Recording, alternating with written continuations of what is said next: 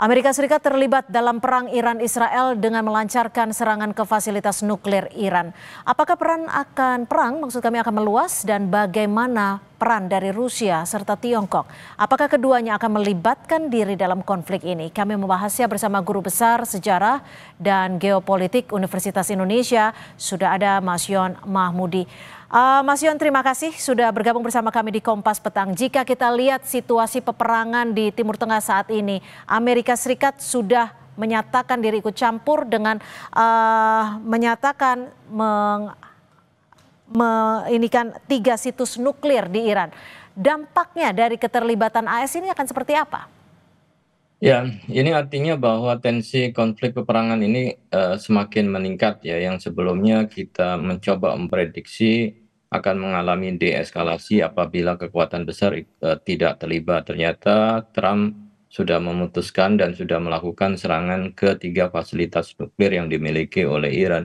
Artinya bahwa ini adalah sudah mulai masuk pada fase semakin memuncaknya ya konflik dan membuka ruang ya perang yang lebih besar karena Amerika telah bergabung dalam operasi bersama dengan Israel guna menghancurkan fasilitas nuklir yang dimiliki oleh Iran. Nah, itu kemudian sasaran target yang dilakukan oleh Iran adalah dengan cara melakukan peningkatan serangan ke wilayah Israel, ditambah lagi sudah mendeklarasikan ya bahwa pasukan Amerika yang ada di kawasan Timur Tengah secara sah ya menjadi target dari Iran, termasuk juga milisi-milisi Iran yang tersebar di beberapa wilayah di Timur Tengah. Artinya ya secara sadar Trump telah membuka perang baru dengan Iran dan milisi-milisinya, dan tentu akan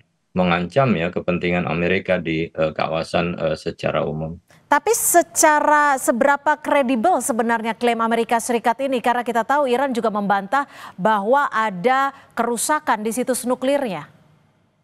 Nah, kalau itu kemudian di situs nuklir yang berbahaya, eh, tenaga ahli atom internasional kan sudah memperingatkan bahwa tempat nuklir itu tidak boleh menjadi sasaran bom, karena itu kan dapat mengakibatkan radiasi atau kebocoran dan itu mengakibatkan korban yang dalam jumlah banyak. Namun setelah serangan 3 lokasi itu yang disebut Trump sebagai successful ya attack yang sudah selesai dan sukses, tapi nampaknya dibantah oleh Iran bahwa tidak ada kerusakan yang berarti di 3 fasilitas dan juga tidak ada laporan adanya kebocoran atau radiasi nuklir. Nah, Ya. tentu akan menimbulkan pertanyaan sejauh mana klaim bahwa 3 dari tempat pengayaan nuklir yang disinyalir untuk digunakan ya di dalam hal persenjataan, tentu ya harus dipertanyakan Oke. keabsahan apakah betul atau tidak. Oke, Mas Yon, kalau dilihat dari perang di Timur Tengah ini, bagaimana Anda melihat peran dari PBB hingga saat ini? Harusnya kan PBB kemudian segera melakukan sidang darurat ya berkaitan dengan eskalasi perang yang melibatkan Amerika. Memang Dewan Keamanan PBB Guterres sudah sekretaris PBB, Sekjen PBB sudah menyampaikan keprihatinan dan meminta semua pihak untuk menahan diri dan Ya. tidak ikut memperburuk situasi. Tapi yang terjadi malah Amerika di bawah Trump melakukan serangan yang itu bisa memicu dampak perang yang lebih besar. Nah, ini saya kira yang dikhawatirkan oleh dunia internasional. Ya, kita bicara soal dampak perang. Kalau kita lihat saat ini Amerika Serikat bisa dikatakan dalam tanda kutip membackingi Israel. Bagaimana dengan posisi baik dari Rusia dan juga Tiongkok melihat situasi ini?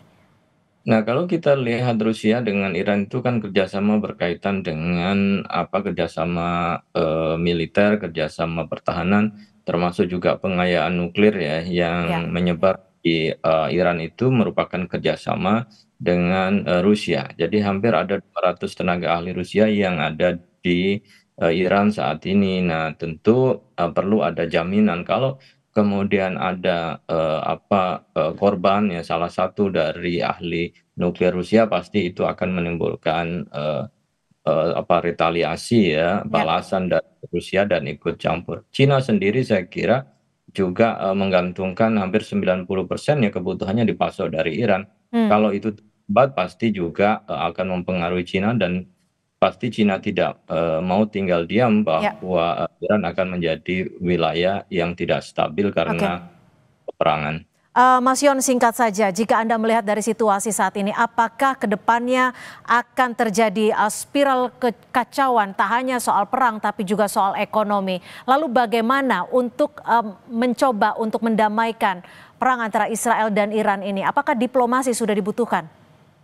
Ya, Amerika sendiri, Trump sendiri kan setelah serangan kemudian menyatakan bahwa saatnya untuk melakukan perdamaian. Artinya dia menawarkan negosiasi setelah melakukan peperangan. Tetapi Iran tidak bisa menyerah begitu saja, maka dia harus melakukan balasan yang setimpal. Nah, apabila kemudian Amerika melakukan serangan kedua kalinya, maka bisa dipastikan perang akan meluas. Tetapi kalau hanya sekali dan kemudian setelah itu ada proses negosiasi dibantu oleh negara-negara lain, maka tentu akan hanya bisa terjadi, tidak semakin meluas, Ya, tetapi bisa diantisipasi ke depannya. Harapannya sih kemudian peran diplomasi bisa segera diperkuat. dilakukan.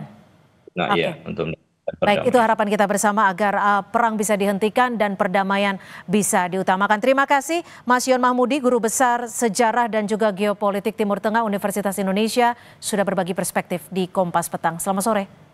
Selamat sore, salam.